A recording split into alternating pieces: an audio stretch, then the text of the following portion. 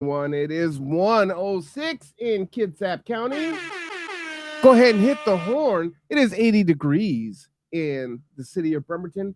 Beautiful day. You know what time it is. It is the best hour of your day. I'm so sorry that I am late, but we are here nonetheless to bring you another good show. And you know what? This is episode number 75. Woo! 75 consecutive shows. That is a huge deal, everyone. But I'm not always here. So, Mr. Consecutive, that sounds like Reggie Jackson, right? Mr. October, Mark Boatwright Frost, let's bring him on. Woo! You Do, should have do you seen like him. Mr. You guys should have Consistent? seen him. Yeah, you guys should have seen Marwan sliding into home plate and dropping into the chair. That was a truly remarkable thing to see. Seeing as I have this big old knee brace on my left knee, it would have been something to see. I'd be still down there. Crawling How up the chair. how are you doing?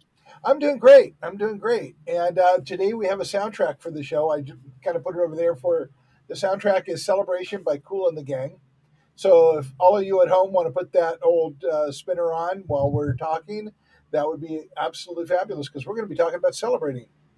All right. Celebrate good times. Come on. Boom, boom, boom, boom. Woohoo! Okay, and we now just got our first hit on the our first bot hit. Well, you know what? Before we get started, let me just tell you that I picked my first kale today, and I had enough Okay, kale to fill up a really large stainless steel bowl. cool. Now, did you eat it, or did you cook it, or did you? So, from what I was learning, right now I put it in a paper towel and put it in the fridge. I'm Huh? gonna blanch it, probably make a salad, see if Kendra will make a soup for me, and then I'm gonna freeze the rest of it. And Okay, so there was a process to freeze. yeah, there is a great recipe for kale soup that the Swiss have during the wintertime, autumn and wintertime. Ooh, It what is is, it? I think it's a cream kale soup where the kale is pureed with the with cream and a little bit of Swiss cheese in it and a lot of spices. Pureed.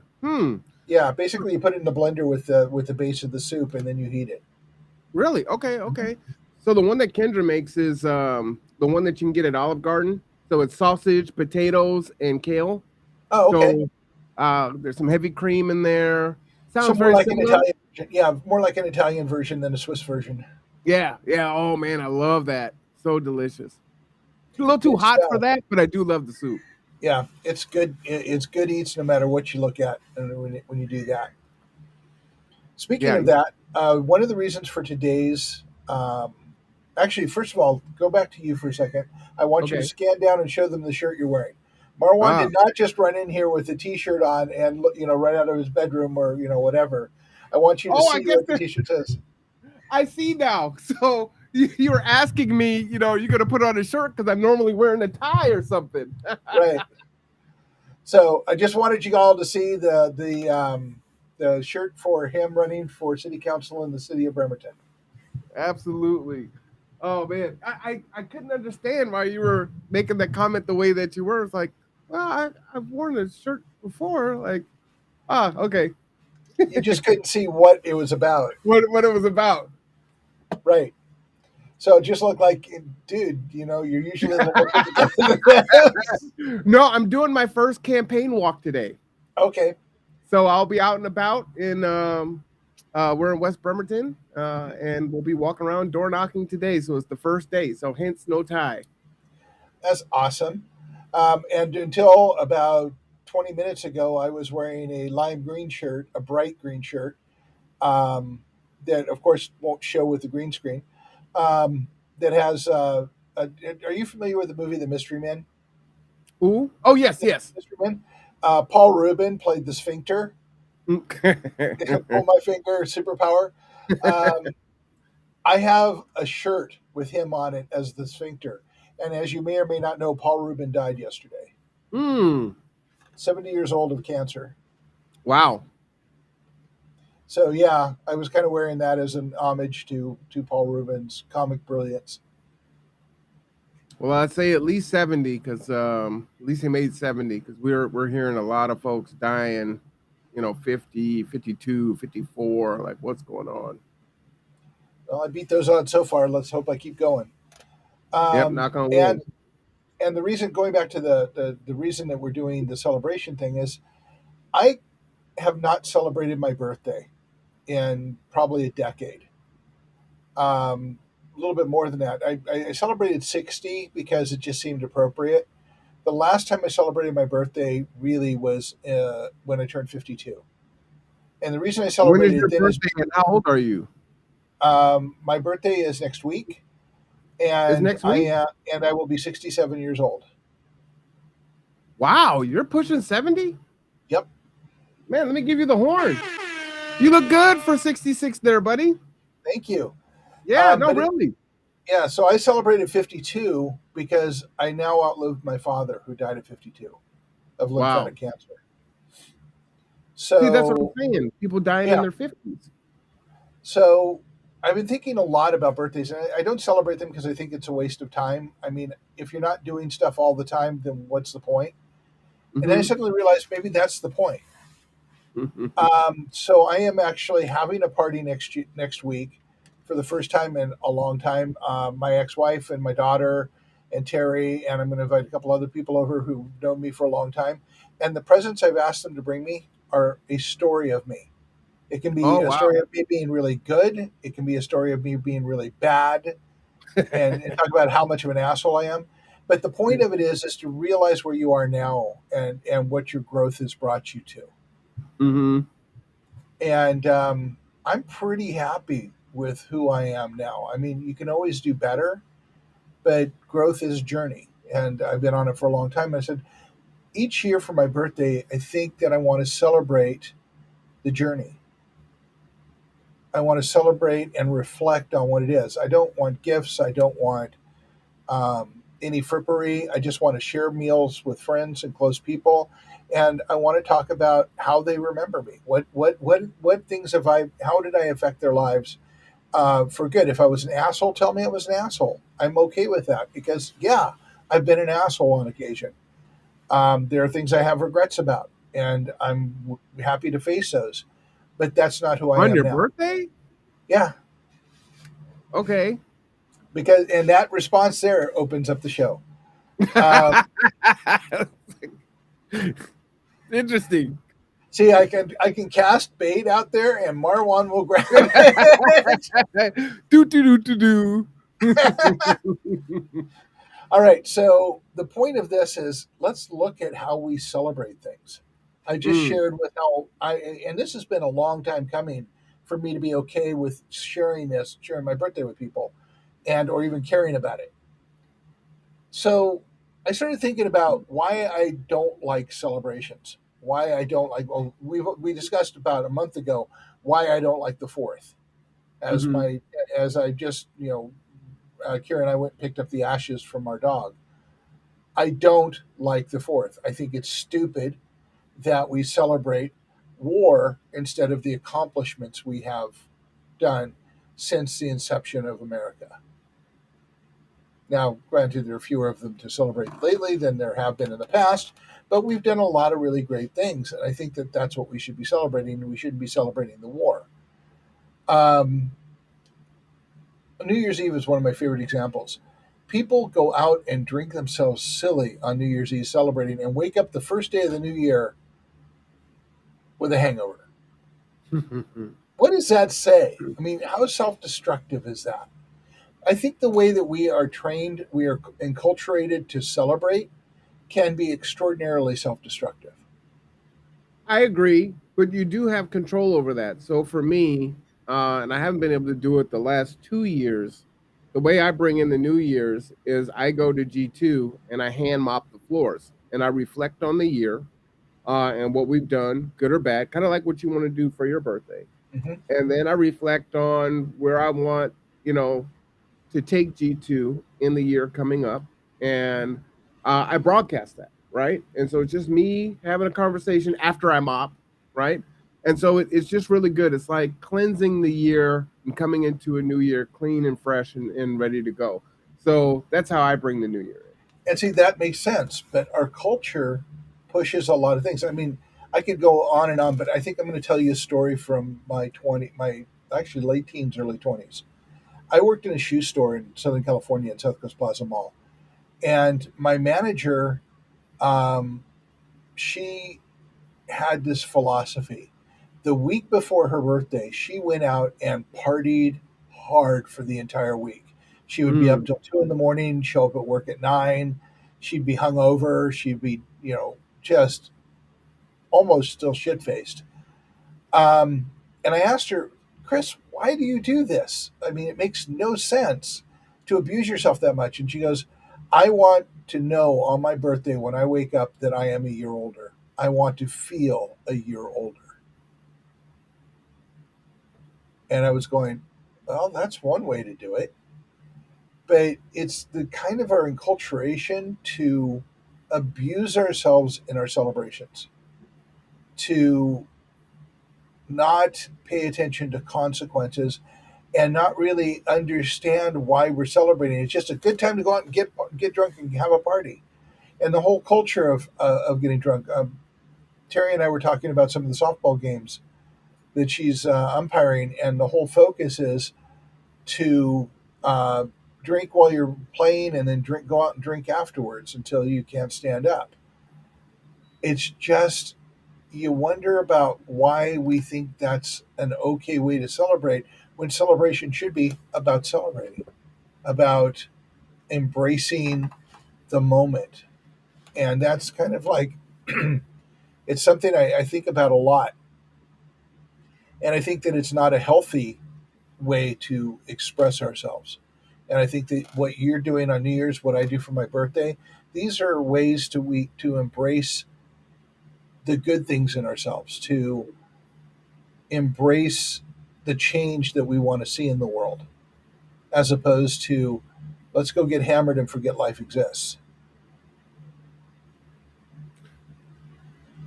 I don't I don't think I've ever really been that way. I mean, there was in my younger times in my 20s, early 20s, teens, I was a pretty wild, but for me, I never liked really being drunk because throwing up is very painful and I'm afraid of it.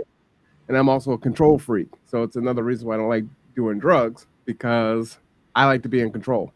I also don't like roller coasters because I want to get off the ride when I want to get off the ride, right? I also want to be the person who's driving typically. So that I think that has saved me because who knows if I did enjoy those things, I have an addictive personality. Maybe I try marijuana or something harder one day and then I'm hooked. So I'm thankful that I am a control freak in that way. So that was never really my thing. I've had parties. This year I turned 50, and my plan was to have a big birthday party, but it was to do a fundraiser for the unhoused, right? So even then, I'm thinking something else, and so it got busy. There were some really big things going on. My birthday is on the 24th of January. That's a secret, so don't tell anyone. But the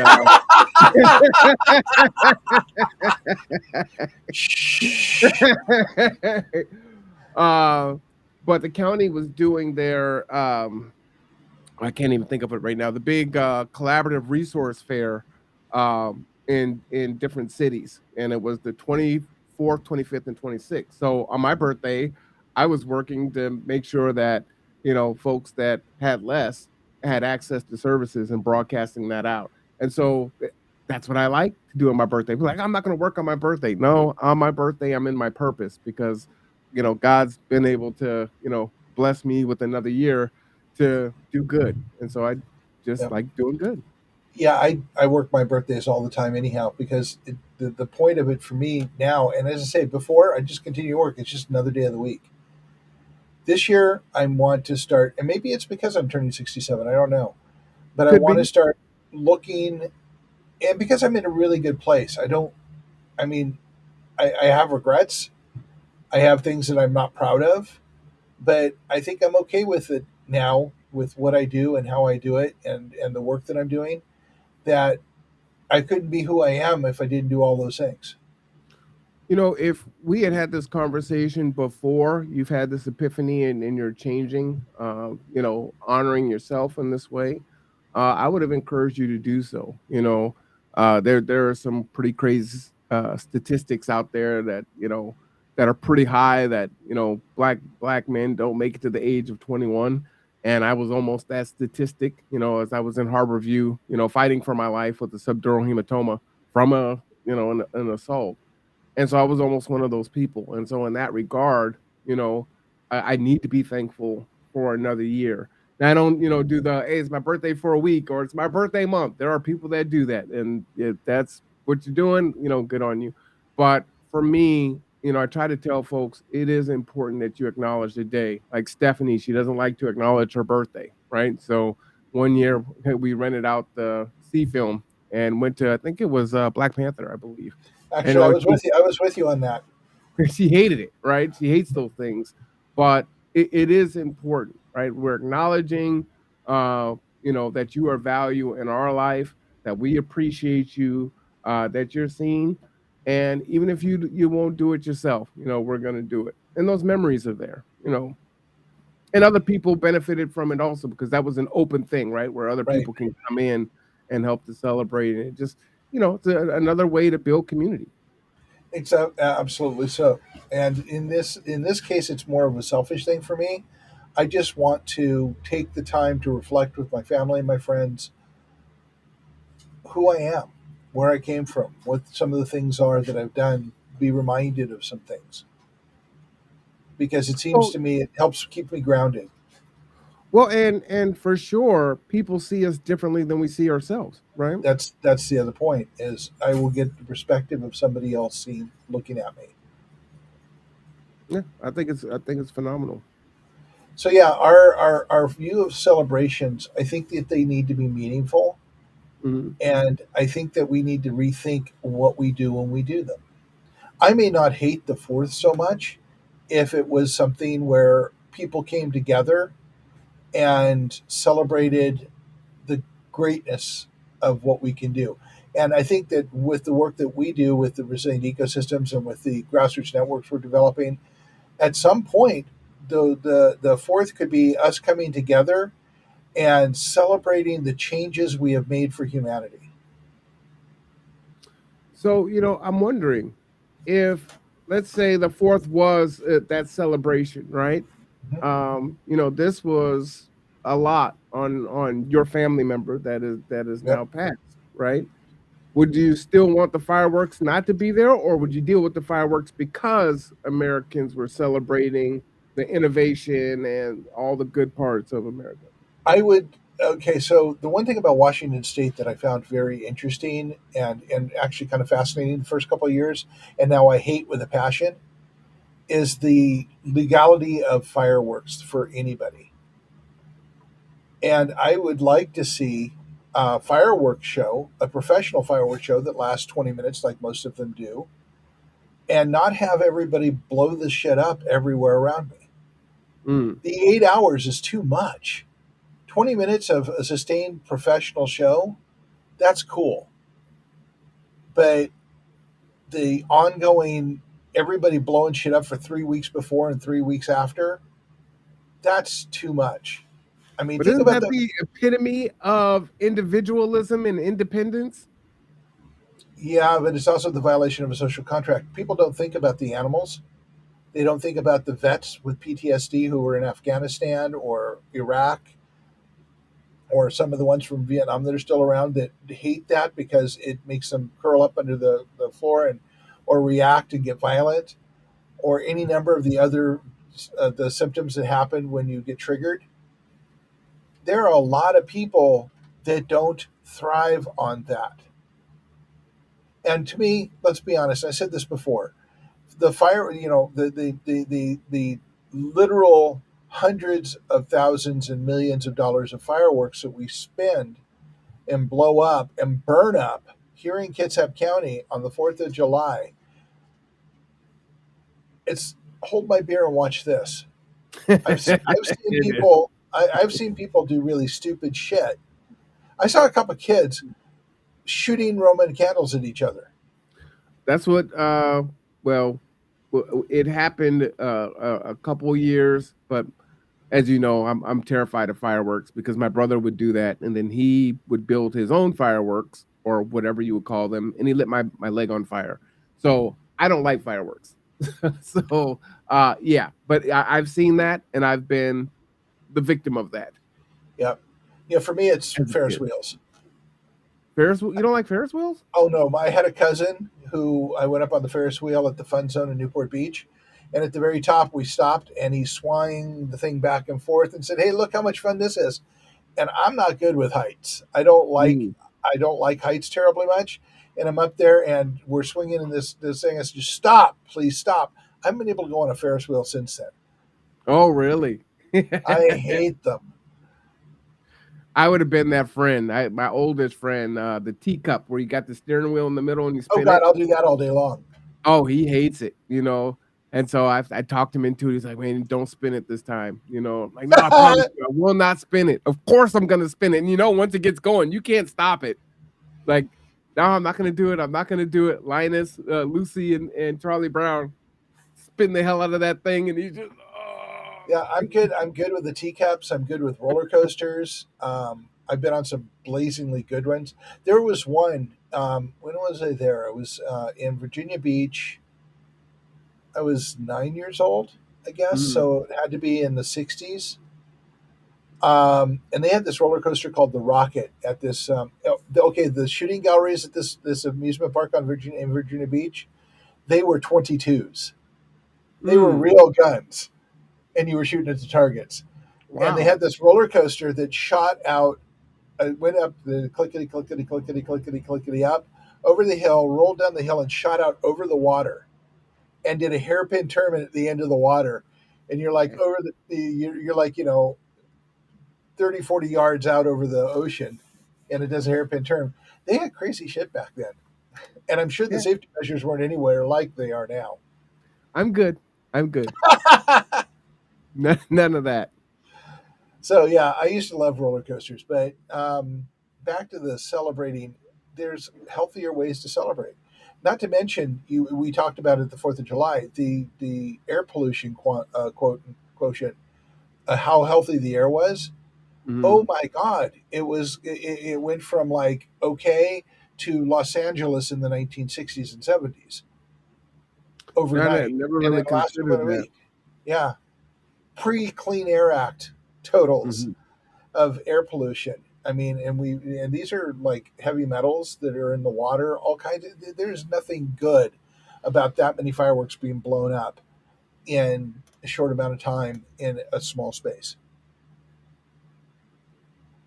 And there's lots of ways to do things, but that's just one way to celebrate New Year's Eve. Again, we're going to go out and celebrate the year that's ended by being sick the next day for the year that's beginning. Our birthday celebrating our year, and people I guess do birthdays. They the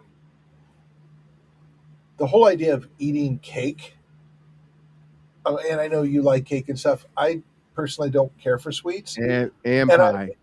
I feel sick after eating a lot of sweets. And I saw something on somebody's page this morning. Krispy Kreme has got a 3-pack celebrating M&Ms, and two of the donuts are like covered with M&Ms. The center one is a what would normally we would call a jelly filled donut. It's Mhm. filled with M&Ms, and it's painted on top like a red M&M. Mm. And I look at that and I go, the very Yeah, my idea of daughter eating would love that, it. yeah, the very idea of eating it just makes me sick. Yeah, I'm not a big fan of like candy on stuff. It just looks Yeah, weird. However, if you haven't had a donut with bacon on it, you need to at least have it once. It's pretty good. You get not the me. salty and you get the I sweet. Well, first of all, I'm allergic to wheat, so eating a donut with anything on it would be a bad thing for me for a long time. Mm. But one of the things I watched my Diane, my ex-wife, and my daughter Kira do is they went to Kitsap County Fair and they ate a bacon cheeseburger with Krispy Kreme donuts, Yeah, that sounds kind of disgusting. and I Can just you went, not eat bacon? huh? Can you No, not I eat bacon? oh no, hell no, I eat bacon. Oh, okay. I don't eat wheat, and wheat is donuts. So But No, donuts is donuts, sir. yeah, I know, but they're wheat in it. Wheat flour I is what's used I in know it. what you're So, talking about. We don't know what's in these ingredients. We just know it's a donut, so we eat it. Ignorance is bliss. and see, that's the point, isn't it? Yes. We, Yes, we it is. don't think we don't think about the celebrations and what we do for the celebrations, and ignorance is bliss. Mhm. What if our life could be way better if we celebrated just a little bit differently? Ooh, yeah. One person at a time.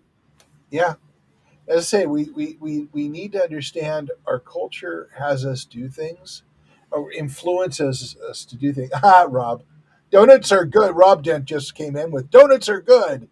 Three exclamation marks. Donuts are good. So, Rob, are you listening to Cool in the Gang? Um, donuts are good. Um, I will say donuts may be good, and I've had a few that were good. Terry prefers raspberry turnovers, and that's her. Ooh, apple. Um, huh? Apple. And you're an apple turnover guy. Apple Um, fritters, but apple turnovers. Yeah. but the whole idea of a bacon cheeseburger between Krispy Kreme donuts, yeah, just kind of you're putting that in your mouth. Literally, I'm hearing the heart attack starting. People have put worse things in their mouths. Oh, there's so many things I could say about that. I'm just going to keep it to myself. Food wise, sir. Food wise.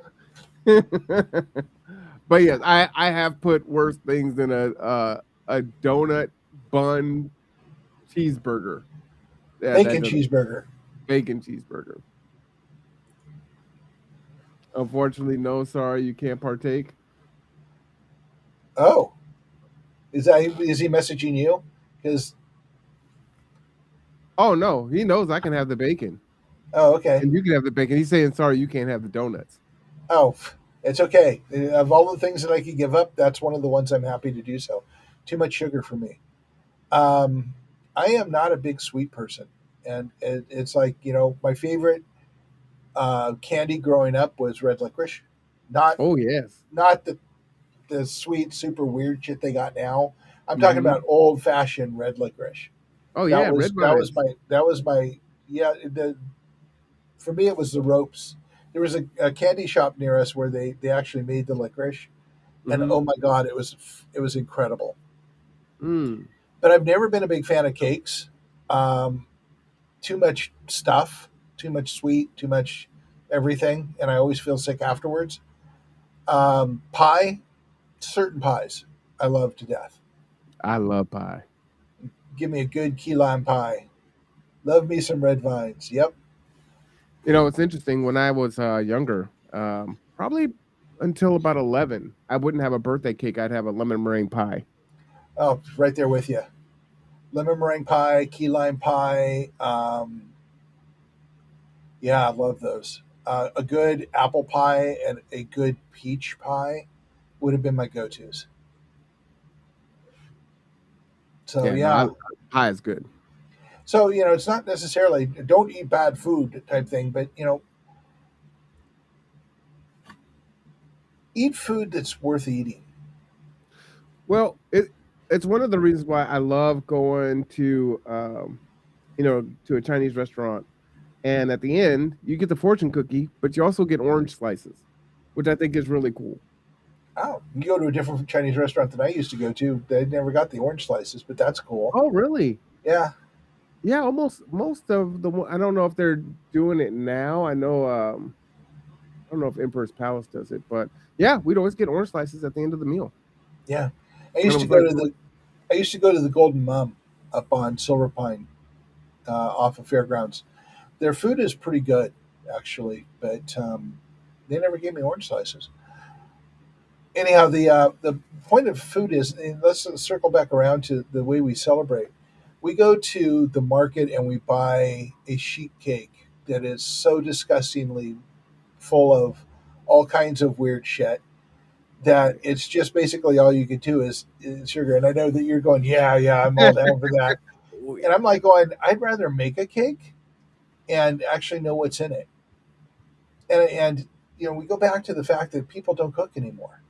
They don't bake anymore. They don't know how to do that. They don't understand how good things are. So how do we get them to understand that their life would be better, their health would be better, everything in their life would be better if they ate better food? That one's a hard one, and the reason for that is the propaganda, right? We are marketed as children through commercials and television shows, and hey, mommy, hey, daddy, can I have this sugary this and sugary that? And you know, folks Tricks are are for kids. tricks are for kids. I got a horror story about tricks, but latchkey, uh, childism, folks that are constantly working and having to eat processed food, mic meals, things like that. That's the society that we're in So now. we're moving away from the discussion on celebration, but let's talk about that for a moment. Hmm. That happened in the 1970s. That Yeah, that that that switch. that that switch of income until okay, so we came out of World War II, and we were taxing corporations up to about 90% of their profits, and that had continued for several years afterwards, and that surplus allowed us to build the infrastructure that we have today. Unfortunately, we haven't done much in investing in that infrastructure since then, but up until the 1960s, we there were a lot of jobs, there was a lot of money, there were a lot of federal programs to expand infrastructure. You could buy a house on one income, and the woman and the wife, or however you do it back in 19. And okay, context, people, we're talking about the 1950s, not today. So when I say the man can earn the income, that was the norm. Not promoting that at all. I'm just saying that was the norm, and they I could buy a can. house. Yeah. Well, by the way, you could buy a home. Let me put my water down. Go ahead. I'm sorry. Continue. Okay. You could buy a home on one income, you could support a family on one income, and then they changed the rules in the 1970s. And they set it up so that they changed the structure of um, funding for homes, so it actually required two incomes, because at that point, between the 1950s and the 1970s, women had gone to work. So you could survive on one income, but people were thriving with two incomes. Mm-hmm. It was the golden age everybody looks at, but they look at it for the wrong reason. The golden age was because the government had taxed the corporations from the war and continued to do so until the 70s, when that tax was rescinded. And then the parasites came in and started changing the rules, so it required two incomes to be able to buy a house. And there goes the real estate market on the trend that brings us to today, where we can't even afford to live because people want to make money off of the real estate, and we aren't allowed to thrive. They will find a way to shift the rules so that our surplus goes away and goes to them, Mm-hmm. goes to the 1%. And so when I say them, I'm talking about the people who basically have most of the income funneled to them. Well, this conversation is to me really important to have in regards to it's important not to throw the baby out with the bathwater, right? And I Mhm. love intellectually honest and stimulating conversations. And so when, Trump had the Make America Great Again, you had folks that were so against Trump that it's like they can't hear any of it, right? And whether he meant it for bad parts of that, there were good parts where America worked a lot better in the past in some regards. But because we're so latched on to the buzzwords, right, or whether it's BLM or MAGA or whatever, then all of a sudden we can't have this nuanced discussion and say, hey, you know what? Just what Mark was saying in regards to housing. Yeah, how do we get back to that part of Make America Great Again? Well, we have to pull some teeth, is how we do that. And by the way, thank you for allowing me to go transition right back into talking about celebrations. Hmm. Because in order to talk about this, I have to talk about the fact that we are distracted, and our culture, our enculturation, which has been programmed throughout hundreds of years and thousands of years to feed upward the income and allow the rules change. the way that happens is we constantly get distracted. We're afraid. We're made afraid. We go out and get drunk because it's the way that we're told that we're supposed to be happy. I look at people who go out and get drunk every weekend, and I'm just kind of going, "What does that get for you?" I mean, first of all, who could freaking afford it at the cost of drinks these days? I'm not sure I can go into a bar and afford a beer anymore, let alone go out and get drunk. Um, how do people afford that? But you partied, back in the day, right? Nope. Never? I'm I am an adult child of alcoholics. Both my Mm. parents were Well, alcoholics. see, then you have a very different situation. I wanted to just show you something, just segue, because I wanted to show Joe. This is my first kale crop that I picked this morning. Look how big my bowl is. Food for all, right? That's a lot of kale. Yep. Look, you see my babies out there? They're looking good. Yeah. Thanks, Joe.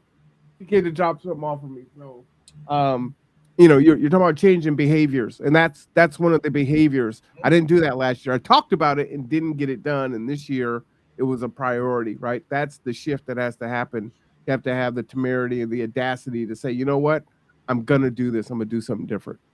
So in the side of that, we our landlords here have decided to eliminate access to the outside water sources Wow. because they got a $20,000 water bill for the 300 units in this complex. $20,000. Break that down.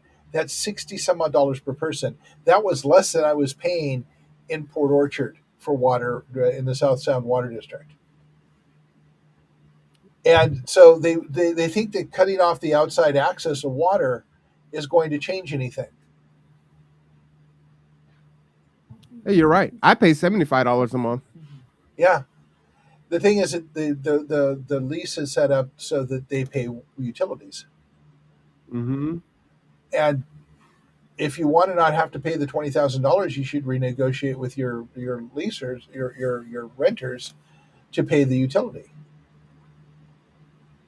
Well, But they do it because cutting off the they outside make money water is off of it. ridiculous. Yeah, Mark, they make money off it. I don't use $75 of water every month, right? yeah, When I owned my home, right? We paid the water bill every other month. That was a 5 bedroom, 3 full bath, right? And our water bill, if for 2 months, might have been 40, 50 on a high for 2 months, and I'm paying $75 a month. So what they do is they put it in as part of your rent so that they can make more money. right. Well, and in Port Orchard, I was paying 150 every 2 months, so Yeah, $75 that's what a I pay month. now. Yeah, that's a lot of water. Yeah, and just for one person, it's Mm-hmm. ridiculous. But Mm-hmm. the point of it is cutting off the water on the outside spigots isn't going to make that big a difference in the $20,000 bill. You It don't think really so? isn't. Not really, because not many people use it. I mean, people aren't washing their cars every weekend. They may be Mhm. using it to some people water their lawns. We try and water the lawn enough not to have it completely, turn to dust, but not, we don't water it all the time. We do water our garden, but it doesn't take that much water. Mhm. And it's for us, it's just shifting to taking the water from the inside, going out and watering the lawn, or watering the garden, because that's what's going to happen. It's really not going to make that big a difference. I will hook a hose up to our faucet. I will take it out if we want to fill up the kiddie pool to put our feet in because it gets really hot. But we haven't even done that once this year. So I don't think that it's that turning off the outside faucets is going to make any difference. Well, folks want to pinch those pennies wherever they can. I know, but wouldn't it be better to analyze where the water is going and or look at a long term solution instead of just saying, this is what we do as a society. We say we're going to fix it by doing this, and usually it's punitive. And how did Um, they do that? Did they go through and like lock down all of the outdoor faucets, like put a yep, lock on them? yep, they did that yesterday or day before yesterday. Wow. Yeah. Wow. Okay. So now we have to go hook a hose up to our faucet in the kitchen and water it that way. But it's still going to get watered. We're still going to use the water. Now, Hmm. here's the bigger question for you, and I'm just going to want you to think about this for a second. they're running a facility for people to live in. Think about that for a minute. Restricting water, is that allowing people to live? No, but it's a profit thing, right? That's why I said we've got to get capitalism out of basic needs. Yeah, and that's basically what we're doing. We have to have a grassroots network to make that work. Hmm. And for that, we have to think about, how we use our time and who we are going to become. Not who we are right now, not what situation we're in right now. We need to think about who we are going to become and how we can work together to bring society back to where we can afford a home, where we can afford to live, where we can afford food, and where food is healthy. And as much as people hate this, but we need, okay, good news, bad news. We need to get back to cooking our own food and growing our own food. We need to stop working 80 hours a week to feed the few. 80 hours a week? It's what I work now, pretty close to. Yeah, the average person doesn't work 80 hours. So. Many, many, many work 50 and 60 a week without even thinking about it because their job demands it. I'd have to see those numbers, sir. Yeah, go down to Silicon Valley and look at the average worker down there. They're doing 50, 60 hours a week. In Silicon Valley, Yeah, you want to are hold there, on to your job, that's what you do. these are six-figure earners. Yeah, I'm sorry, I violin for Silicon Valley. yeah.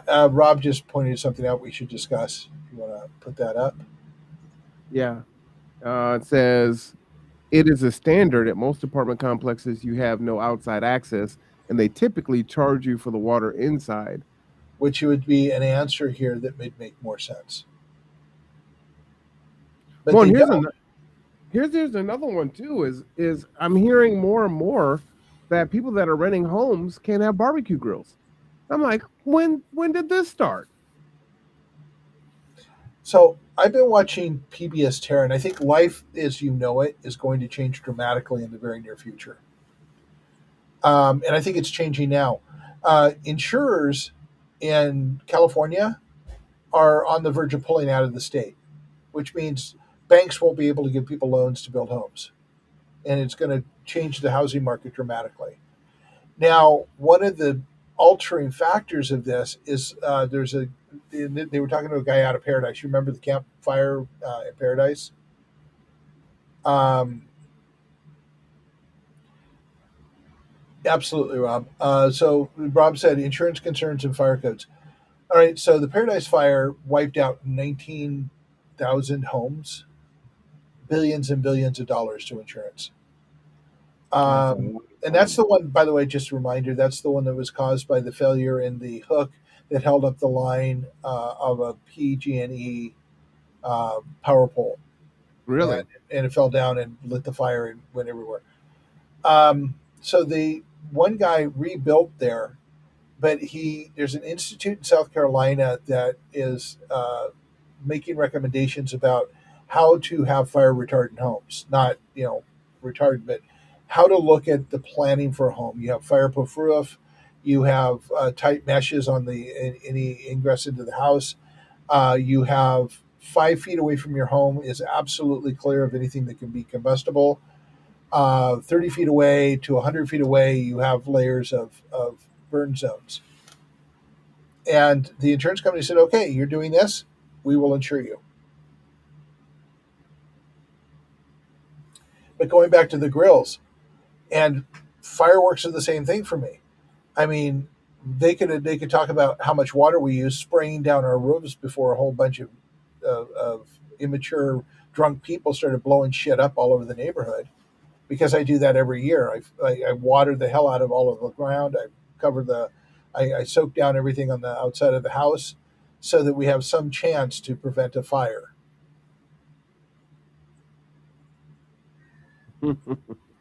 I just a part of me is like, you sound like you're a, get off my grass as you age.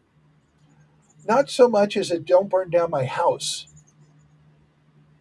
Right. But as a teenager, those probably weren't thoughts that were in your head.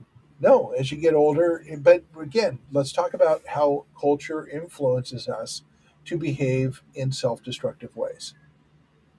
And as a youngster, we are influenced by the commercials, by the toys, by the prevailing attitude to behave in a certain way. As we get older, we learn better, hopefully.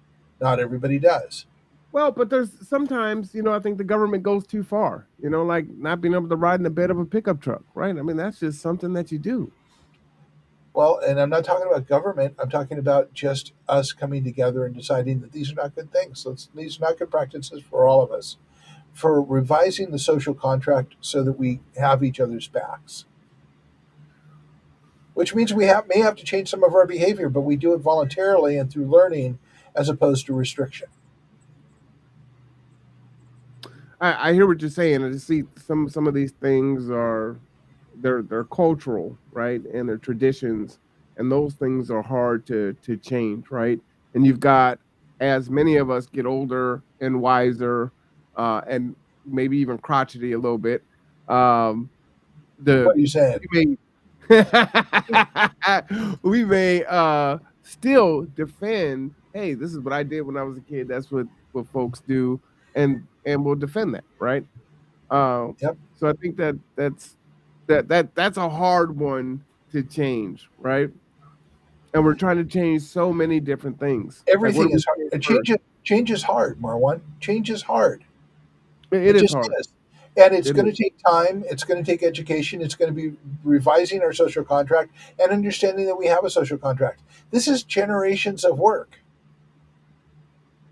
But I think I kind of maybe resent the comparison of blowing up fireworks on the 4th of July as being as traditional as a ghost dance that has been done by the Native Americans for, 1,000 years. Traditions, let's talk about, traditions. Why? Why? Well, culture. You can you and the reason why I'm saying why I'm pushing Most back on states that. don't allow it. Say Most states, again. most states don't allow it. You cannot buy fireworks like we buy in California. We But why can't. did they do that? Safety hazards, causing fires all over the place. Now the life is just is creating fires.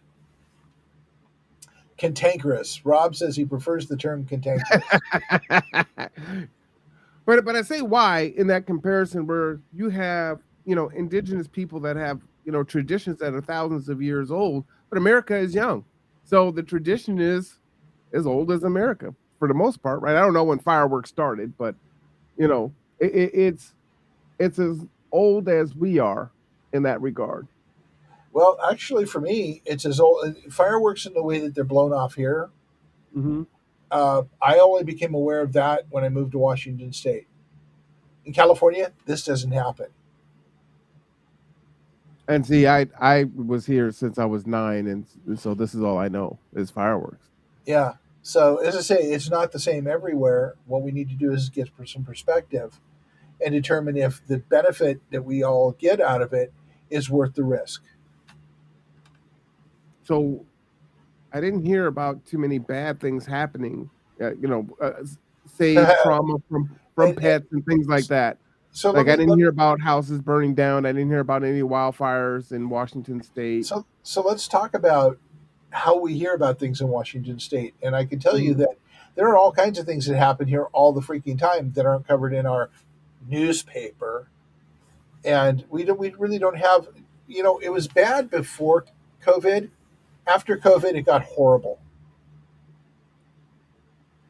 We are Really? not we are not as connected as we were before COVID.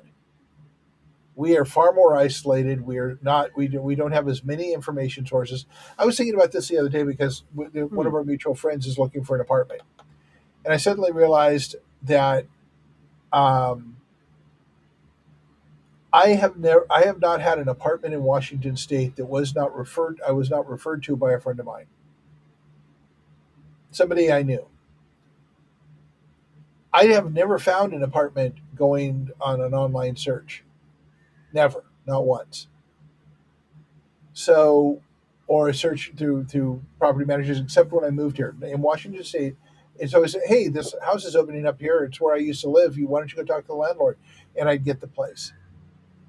That's the way that it's going, and I haven't seen much of that since post COVID. People don't seem to share that kind of information or talk in that way. I think we lost something in our connections in those 2 years, almost 3 years. I don't know if the COVID was the catalyst or if it was the perfect storm of COVID and our divisive politics being at Well, an all-time high. yes, I think it was the that period of time. I think in the future we will look back at it and consider it one of the marks that change happened, and negative change happened in our lives, Hmm. and also the marker that bad things can happen to us going forward if we don't pull our head out. Well, this is very true, which is one of the reasons why we have these conversations Yep, every time. and we work hard. And glass half full or the silver lining, I will say that there are a lot of individuals and organizations that are doing a better job of being intentional and coming together. That's what Absolutely. happened with us on Monday, right? There were about 7 agencies that came together to rock the block down on MO King and feed. So, and I'll leave some out, but the prayer walkers, New Day with Reverend Stewart, G2, Bailey and God's Broken Home, and Don Michelle from Socksbox, and Kimmy Sibbins, and I mean it just on and on and on. So we're all doing this work individually, and sometimes we'll team up. But it's the first time we all were like, you know what? We're all going to come together and we're all going to do this. That's different. Those are things that haven't happened really. And isn't that a beautiful thing? Yeah, it was great. It was Yep. great. And I will say one. Yeah, am I going to go out on the limb? Yeah, I'll go out on the limb. What the hell? All you haters, feel free to hate me. One Now of the who's reeling them in? Yeah. So the one thing that I really like about that group of people, you Hmm. mentioned churches, you mentioned God's Broken Home, you mentioned all of these people who do good work in the names of Christianity and Christ, but they don't charge an admission of needing to sell religion. Nope. And that's a beautiful thing. What I resent are the people who do things that apparently are good so they can sell you their religion. I find that reprehensible. If you're going to do good work. Don't put a price tag on it. Yeah. And if folks that are there want prayer, then they can get it. If they don't, Yeah, they don't have to. They don't have to get it. it's entirely up to them, and It's that's the entirely. way it should be. So Yep. we want to talk about individuality. I think that's individuality. I'm not trying to force my way onto you. We talk it through, and we find a place moving forward together. It's just, I think having these conversations, because it is cultural. There are traditions. There are ways that the attitude a lot is this is how we've always done it. It's like that doesn't mean that we should continue to do it that way. It's having those discussions and also showing people another way to do things. Yeah, I got the from my mother as she was getting older. It was good enough for us. It's good enough for you. Your life is far better than my life was. And I'm looking at moving forward, and I'm going, yeah, no, it's not, and it's getting worse every year. And my daughter doesn't have anywhere near as much chance as I had. So you're full of shit. We need to That's what change you some said to your things. mom. Yeah, Good Lord, man. I'll say that to anybody who says something patently stupid. Okay. This show just took a turn. Guys, don't talk to your mom like that. You need to go ahead, continue. You know, I think we're going to have a show coming up here. Is our the illusion of family. Okay.